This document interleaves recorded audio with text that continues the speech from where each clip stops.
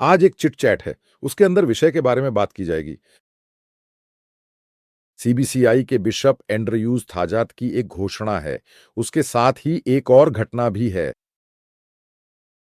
केरल सरकार ने ननों को पेंशन मंजूर की है। इसके बारे में सबसे ज्यादा बोलने वाले एक राजनेता और एक चर्च है। वो एक एडवोकेट हैं, उनका नाम थॉमस है और वह थोडुपुझा के रहने वाले हैं। उनसे सवाल पूछ सकते हैं। सर से पूछते हैं, ये एंड्रयूज थाजट की ये टिप्पणी यानी कि पीएफआई है। इस पक्ष के लिए यानी इस चर्च में उत्तर दक्षिण कुर्बानी से जुड़े मुद्दे में वे ही फंडिंग और मदद कर रहे हैं। ऐसा कहने के पीछे क्या महत्व है? क्या वह फादर हैं? कट्टोवलिक्कन डिसत ऑफ इंडिया के अध्यक्ष हैं। कैथोलिक बिशप कॉन्ट्रेट की समस्या होने से पहले वे त्रिशूर डायोसीज के आर्च बिशप थे। उन्होंने कहा था, अविश्वास करने की कोई बात नहीं है क्योंकि एर्नाकुलम एर्नाकुलम अंगमाली डायोसीज में आंदोलन से जुड़ी घटनाओं की अगली पंक्ति में खड़े लोग popular front on off India, जो एक प्रतिबंधित संगठन है, उसकी गतिविधियों में बहुत सक्रिय रूप से, यह भी जोड़कर पढ़ना चाहिए कि वह भी वहां मौजूद थे, वह भी उसी के साथ। एक कैथोलिक बिशप के खिलाफ एक नन की आरोप लगा था। जब मामला हुआ था एर्नाकुलम में वज्जी स्कोर के दौरान हुए आंदोलन में, उस आंदोलन में भाग लेने और उसे सफल बनाने के लिए सभी व्यवस्थाएं पॉपुलर फ्रंट ने ही की थी। यह बात केरल में कोई नहीं है जिसे पता ना हो। नहीं तो वहां मैं एक सवाल वापस पूछूं, क्योंकि यह बुनियादी तौर पर मुझसे ज्यादा लोगों को जानने में दिलचस्पी है। पहला सवाल, इस कैथोलिक चर्च के भीतर यही ईसाई विश्वास है। यीशु में ही आस्था है। यीशु को ही भगवान के रूप में देखा जाता है। इसमें पादरी होते हैं, यानी कैथोलिक चर्च के वरिष्ठ पादरी ही इस कुर्बानी के मुद्दे में शामिल हैं। एर्नाकुलम चालाकुडी डायोसिस के रूप में जुड़े हुए इस एक आंदोलन का मुद्दा चल रहा है। सर, मेरा पहला सवाल बहुत सिंपल है। इनके इस विश्वास से हटकर जब कहा जाता है कि इन्होंने किसी ट्रस्ट या संगठन से जुड़कर फंड इकट्ठा किया और इस तरह की चीजें की, तो क्या इसका मतलब यह नहीं है कि कैथोलिक चर्च अपने विश्वास से पीछे हट गया है? यही तो सच है ना? तो अंदर जो किया जा रहा है उसे पीछे हटना कहना कोई एक घटना या परिस्थिति नहीं है। जो लोग सत्ता के केंद्र में बैठे हैं और एर्नाकुलम अंगमाली डायोसिस की आर्थिक स्थिति केरल या भारत के किसी भी अन्य डायोसिस से कहीं बेहतर है पिछले 35 वर्षों से, उस डायोसिस का नियंत्रण। सच्चाई ये है कि ये सारी समस्याएं कुछ व्यक्तियों में सत्ता केंद्रित होने के कारण ही उत्पन्न हुई हैं। तो एक सवाल है, क्या वहां की समस्या वास्तव में आर्थिक ही है? क्या यह सच है या नहीं? वित्तीय और आर्थिक मामलों को पूरी तरह से अपने नियंत्रण में रखने के लिए कुछ लोग आर्थिक मामलों में दूसरों का नियंत्रण न हो, इसके लिए जो तरह तरह की चालें चलते हैं, वही सब चीजें इन परिस्थितियों को इस दिशा में खींच कर ले जाती हैं। सर, सवाल सीधा है, क्या वह आर्थिक वार्ड की समस्या है? जब चर्च उस पर नियंत्रण स्थापित करने की कोशिश करता है, अगर वे बिना किसी विवाद के अलग हट जाएं, तो फिर किसे परेशानी होगी? उसी संदर्भ में फिर से पूछता हूं, इसमें किसी इस्लामिक संगठन की फंडिंग इस तरह बढ़ रही है? क्या इसमें विश्वास है? यही है पॉपुलर फ्रंट नामक संगठन, यही केरल में। अधिकतर ये संगठन मुस्लिम समुदाय का पूरी तरह से प्रतिनिधित्व नहीं करता। इसके भीतर कट्टरपंथी तत्वों का प्रवेश हुआ है, यह बात छोड़ दें तो उस कट्टरपंथी तत्व की सबसे बड़ी इच्छा यह है कि केरल की सबसे संगठित समुदाय यानी क्यूएसटीओ समुदाय और उसकी व्यवस्थाओं को कमज़ोर किया जाए।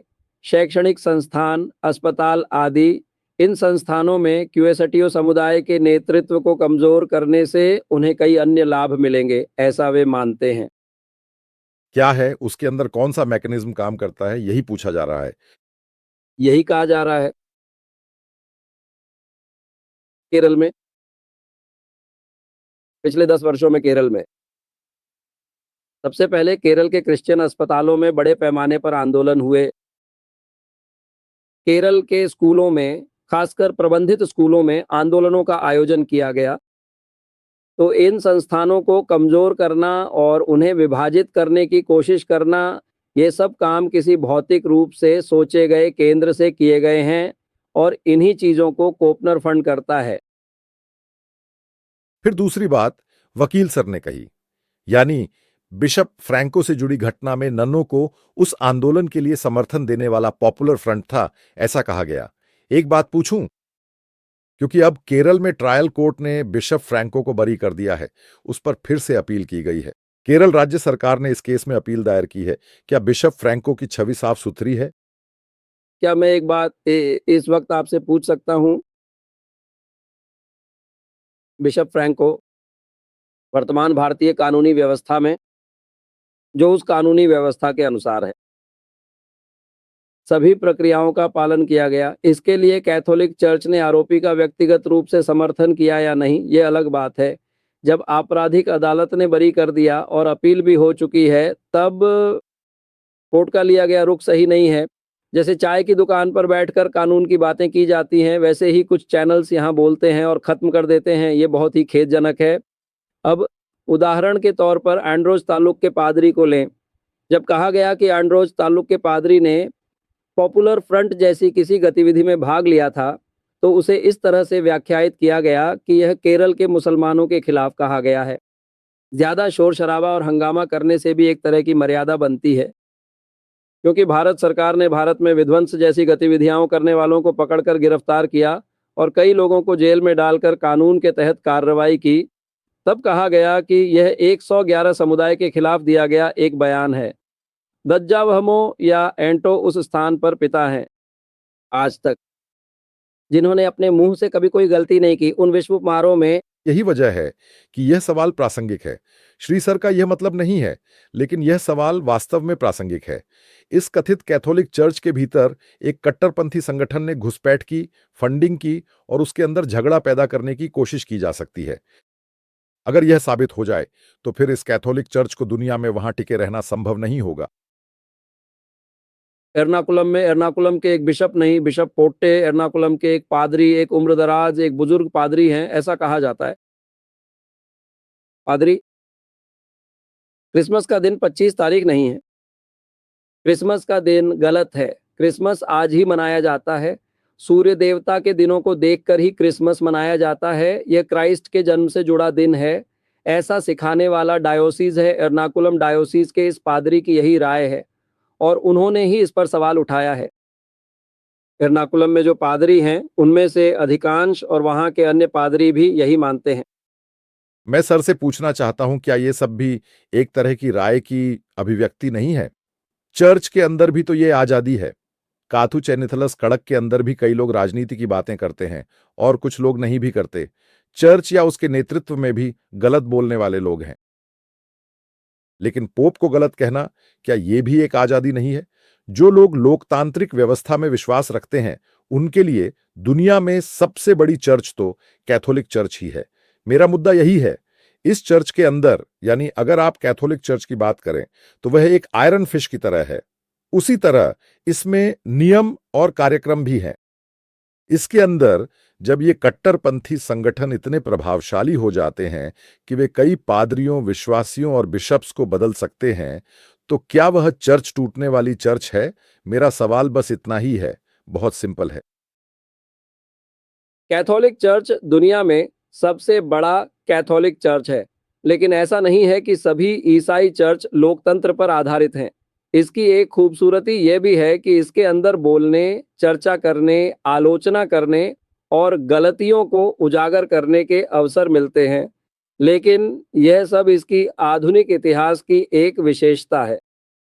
ये मतभेद हमारे घर में हों या समाज में हमेशा होते रहते हैं। इसलिए ये केवल कैथोलिक चर्च तक सीमित नहीं है, ये कोई मृत संस्था नहीं है। पिछले 75 वर्षों में जब से भारत को स्वतंत्रता मिली है, असली चर्च में भी ये बदलाव आया है। हर क्षेत्र में ज़बरदस्त बदलाव आया है। अगर पहले समाज में किसान ही मुख्य रूप से थे, तो अब उद्योगपतियों और शिक्षा के क्षेत्र में भी बदलाव आ रहा है, जब शिक्षा के मामले में ठहराव आ जाता है। अगर किसी भी परिवार से आने वाले पादरी या नेतृत्वकर्ता रास्ता भटक जाएं, तो उसे छोटी बात मानकर नज़रअंदाज किया जा सकता है ये 2000 सालों से चलता आ रहा है। इसके अलावा इन 2000 वर्षों में केरल के क्रिश्चियन समाज के पास एक भी अच्छा उदाहरण नहीं था और इस दौरान क्रिश्चियन समाज केरल में बहुत प्रभावशाली था। इसलिए उस समाज में जो भी विकृतियां आईं, वे स्वाभाविक रूप से समय के साथ आईं और उस समय को काल का अंत कहा गया। अब लोग यह समझने लगे हैं कि यह अनुमति केवल थोड़े से आर्थिक लाभ के लिए थी और जो लोग कट्टरपंथी संगठनों से जुड़े थे, उन्हें जनता अब पहचान रही है। सर, एक और मुख्य मुद्दा पूछूं?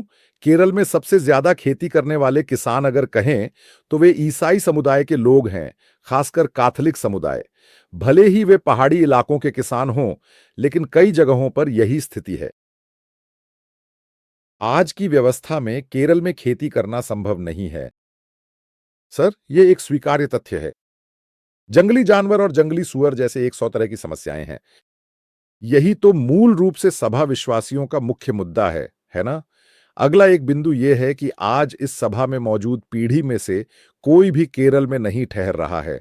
आज कैथोलिक सभा ही है जो सबसे अधिक बुजुर्गों का पुनर्वास कर रही है। इसी तरह की स्थितियों में कई सैनिटोरियम्स ने ये घटनाएं पैदा की हैं।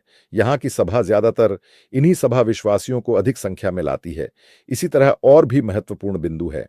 आखिर क्यों कैथोलिक विश्वासियों में इतनी अधिक आत्महत्याएं होती है?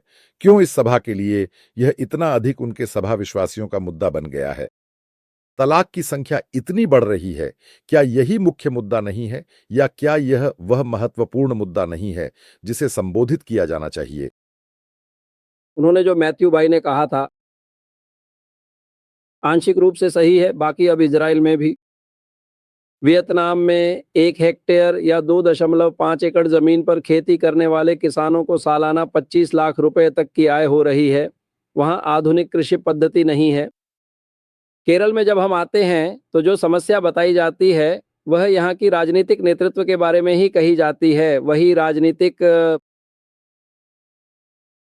नेता अगर रचनात्मक होकर नेतृत्व न करें, तो इस कृषि क्षेत्र की समस्याओं को संबोधित करना मुश्किल है। इस कृषि समस्या में किसानों के साथ सबसे अच्छा खड़े रहने वाला वर्ग, ऐसा कहा जाता है कि वह ईसाई समुदाय और ईसाई चर्च ही हैं। क्योंकि जब मैंने अभी शुरुआत में पूछा, तो मुझसे कहा गया कि सिस्टर्स को 1000 रुपए पेंशन दी गई है, जो कि 50 से 60 साल से ऊपर की उम्र में केरल में रह रही है। 20 से 25 हज़ार से कम सिस्टर्स हैं और अगर उन 25,000 सिस्टर्स में से हर एक को 1000 रुपए दिए जाते हैं, तो जब आप 25,000 रुपए की बात करते हैं और जब आप कहते हैं कि क्रिश्चियन सिस्टर्स को हर महीने 1000 रुपए दिए जाते हैं, तो ये सुनने में अलग ही लगता है। क्रिश्चियन मन में रुचि जगाने के लिए जो 11 बड़े घोटाले और बड़ी चालें की गईं, उनमें से हर एक के लिए 10,000 रुपए दिए गए। इसका कारण मैं आपको बता सकता हूँ, क्योंकि केरल में मानसिक रूप से विकलांग लोगों की देखभाल करना, मानसिक रूप से अक्षम बच्चों की देखभाल करना और रोगियों की देखभाल करना, यही वजह है। इसी तरह ये हज़ारों लोग जो विरोधी वर्ग में आते हैं, उनकी देखभाल की जा रही है। एक, जिसे हम समाज कहते हैं, जब समाज से अलग किए गए लोगों को समाज के साथ जोड़ा जाता है, तभी उस समाज में एक सुधारात्मक तत्व उत्पन्न होता है।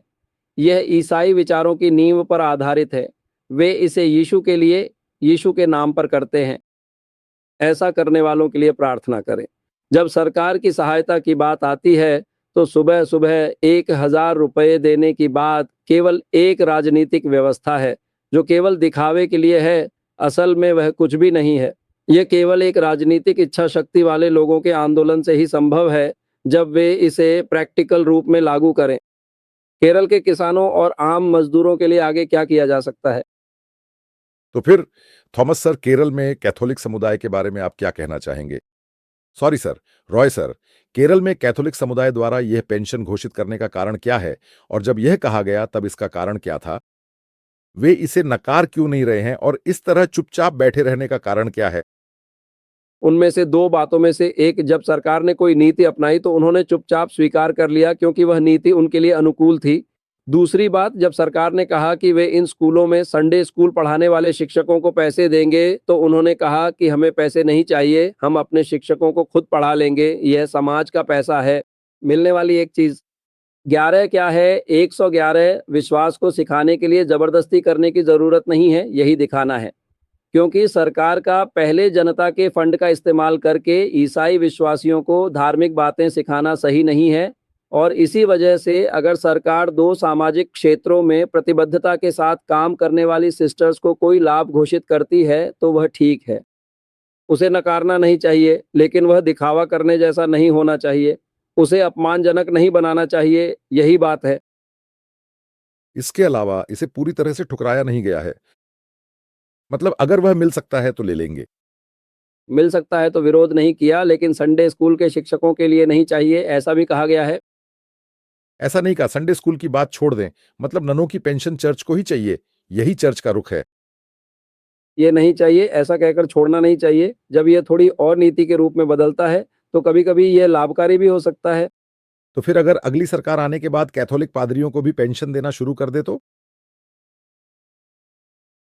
यही सब चर्च की चर्चा है दोस्त। ये कई रूपों में आएगा और उन रूपों में भी आएगा। यूरोप की तरह हो जाएगा, मैं कह रहा हूँ रॉय। सर, एक बात पूछूं? ये जो सरकार ने किया, ये बुनियादी तौर पर एक बैलेंसिंग खेल नहीं है क्या? मतलब मदरसा शिक्षकों को पेंशन और वेतन सब कुछ दिया जाता है, तो उसी तरह ईसाइयों को भी शामिल करने के लिए किया गया एक कदम नहीं है क्या बुनियादी रूप से? बस इतनी सी बात है। ये ईसाइयों को खुश करने के लिए किया गया एक दिखावा मात्र है। मामला क्या है केरल की कैथोलिक चर्च की, यानी नन कॉन्वेंट्स की, वे सब सच में जानते हैं। क्योंकि हमारे घर में जो देखभाल होती है, उससे भी बेहतर देखभाल ननें करती हैं। वयस्क ननों की देखभाल के लिए उनके पास अस्पताल भी है, सारी सुविधाएं। हैं हमारे पास। हमारे माता-पिता की तुलना में वे सिस्टर्स उनकी और भी अच्छी तरह से देखभाल करती हैं। पूछने पर बुनियादी रूप से इसका कारण यह है कि चर्च के पास आर्थिक रूप से मजबूत आधार है, इसके लिए पैसे हैं। फिर चर्च को यह बात सीधे तौर पर कहनी चाहिए थी कि इसकी जरूरत नहीं है। इसे आम तौर पर यहां अन्य कार्यों के लिए इस्तेमाल करने के लिए दिया जाता है। जो संदेश चर्च देता है वो एक संदेश नहीं है, मेरे लिए तो ये कोई संदेश नहीं है। सॉरी, मैं पूछ सकता हूं रॉयस सर से, यह बात चर्च को सीधे तौर पर कहनी चाहिए थी। चर्च को इसकी जरूरत नहीं है। अगर चर्च ने कहा होता कि यह पैसा किसी और कल्याण के लिए देना ही बेहतर है, तो उसका संदेश बहुत स्पष्ट और साफ होता। नहीं, ऐसा कहने का मतलब ये है कि चर्च ही ऐसा कह रहा है। क्योंकि जब चर्च में कोई निर्णय लिया जाता है, अभी सीवीसी का ये मामला है, ये गंभीर है। 500 चल रहे हैं। ऐसे में अगर कोई एक आर्चबिशप या कोई कार्डिनल अकेले ही कोई निर्णय घोषित कर दे, ऐसे रिपोर्ट देना संभव नहीं है। बिना अच्छी तरह विचार किए कोई जवाब देना, जैसे सुबह के बर्तन में कुछ कह देना, ये आदत उस समय नहीं होती। इतना आसान नहीं है। हर एक ईसाई संप्रदाय में भी ऐसा नहीं होता। वे अपनी सोच पूरी किए बिना कोई जवाब नहीं देते। किसी भी मामले में वे यही कहते हैं। मैं एक बात और एक सवाल और पूछूं? केरल में क्राइस्तव समुदाय को जो सबसे बड़ी दो समस्याएं हैं, उनमें से एक है कि उनकी नई पीढ़ी केरल में नहीं रुक रही है और दूसरी समस्या है कि वे विदेश जा रहे हैं। इन क्राइस्तवों के लिए केरल में सीधे तौर पर खेती करके जीवन यापन करना संभव नहीं है। इन दोनों मुद्दों पर आगामी चुनाव में कैथोलिक चर्च किस तरह का रुख अपनाने जा रही है? क्रिश्चियन समुदाय में कैथोलिक चर्च आगामी चुनाव में अब उनकी स्थिति और गतिविधियों में ईसाई समुदाय के लिए लाभकारी एक निर्णय लेने की दिशा में वे आगे बढ़ रहे हैं। फिर एक बात और, कैथोलिक चर्च ने राजनीतिक हस्तक्षेप को बहुत ही खुले तौर पर अपनाना बहुत ही कम या दुर्लभ मौकों पर ही किया है। उनके पिताओं या अन्य समुदाय के नेताओं ने किसी मुद्दे पर बातें कही हैं, लेकिन बहुत ही कम मौकों पर उन्होंने कोई स्पष्ट और सार्वजनिक रुख अपनाया है, ऐसा कहा जा सकता है। जी सर, इसी वजह से मैं पूछ रहा हूं, इस मुख्य मुद्दे के संदर्भ में कारण क्या है? मलाबार में जो आर्च बिशप है, उन्होंने कहा था कि अगर किसानों को रबर की इतनी अच्छी कीमत मिलती रहे तो वे वोट देंगे। ये सब कोर इश्यू हैं जो रबर और वहां की कृषि फसलों से जुड़े हैं। मैंने ही पूछा था कि वहां कौन सा निर्णय लेने जा रहे हैं। मैंने तो सिर्फ पॉलिसी में बदलावों के बारे में ही पूछा था और कुछ नहीं। अब वे रबर के मुद्दे पर हैं। अब इस कैथोलिक समय में भले ही अच्छी क्रिश्चियन कम्युनिटी एकजुट होकर खड़ी हो, फिर भी केंद्र सरकार या राज्य सरकार जो कुछ भी कर सकती है, उसमें सीमाएं हैं। क्योंकि रबर की कीमत गिर रही है, उत्पादन लागत बढ़ रही है और उसका उत्पादन कम हो रहा है। ऐसे में सच में यह लाभकारी नहीं है कि रबर को एक ऐसी खेती में बदल दिया जाए जो मुनाफा न दे। यह सब बिना जाने ही बहुत कुछ हो रहा है। अब हम कह सकते हैं कि रबर किसान परेशान हैं। केरल के किसान अगर समय रहते वैकल्पिक खेती का रास्ता नहीं ढूंढते, तो यह सिर्फ इस खेती की नहीं, बल्कि मेरी खेती की भी समस्या है। एक सवाल और पूछकर समाप्त करें। एंड्रूज पिता बिशप, उनका वह बयान पॉपुलर फ्रंट के खिलाफ सबसे ज्यादा एनकाउंटर करने वालों के लिए था। फैसिलिटेट करने का काम बीजेपी और आरएसएस ही कर रहे हैं। निश्चित रूप से एक चुनाव सामने होगा। तब इस स्थिति में कैथोलिक विश्वासियों का रुख मूल रूप से कैसा रहेगा? तो अब चाहे बीजेपी हो या एसएस, जब भी उन्हें राजनीतिक रूप से इस्तेमाल करने के लिए कोई मुद्दा मिलता है, खासकर जब धार्मिक नेता उन्हें मिल जाते हैं, तो वे उसे बड़े पैमाने पर इस्तेमाल करते हैं। इसमें कोई दो राय नहीं है। अब वह कैसे है? चर्च के अध्यक्ष और आर्चबिशप के रूप में, साथ ही एर्नाकुलम अंगमाली डायोसीज के एडमिनिस्ट्रेटर के रूप में उन्होंने जो बातें पाई थीं, वे उन्होंने सार्वजनिक रूप से कही थीं। यह बात उन्होंने मुझसे खुद कही थी। उन्होंने ये मुद्दे साझा किए। उस समय जब यह कहा गया, तो ये ऐसी बातें थीं जिन्हें मैं नहीं कह सकता था। भले ही वह आधिकारिक रूप से भी हो, मुझे कहने के लिए नहीं कहा गया था। उन्होंने कहा था कि यह एक प्रतिबंधित संगठन होने के कारण ही अब वे इसे सार्वजनिक रूप से कहने के लिए तैयार हुए हैं। अब एक बात और। पूछ लीजिए संगठन के सक्रिय कार्यों के बारे में। उन्होंने टीवीसी की समस्या है, इस स्थिति में प्रधानमंत्री की भी। गृह मंत्री और अमित शाह का संदेश भी पहुंचाया गया था, ऐसा मुझे पता है। ये एक ऐसा मामला था जो उस स्तर तक पहुंच गया था। तो अब आने वाले समय में किसने हस्तक्षेप किया? क्या इन लोगों के नाम भी अब सामने आएंगे? सामने आएंगे, उसकी पूरी जानकारी भी सामने आएगी। ठीक है, धन्यवाद सर, रईस सर, धन्यवाद।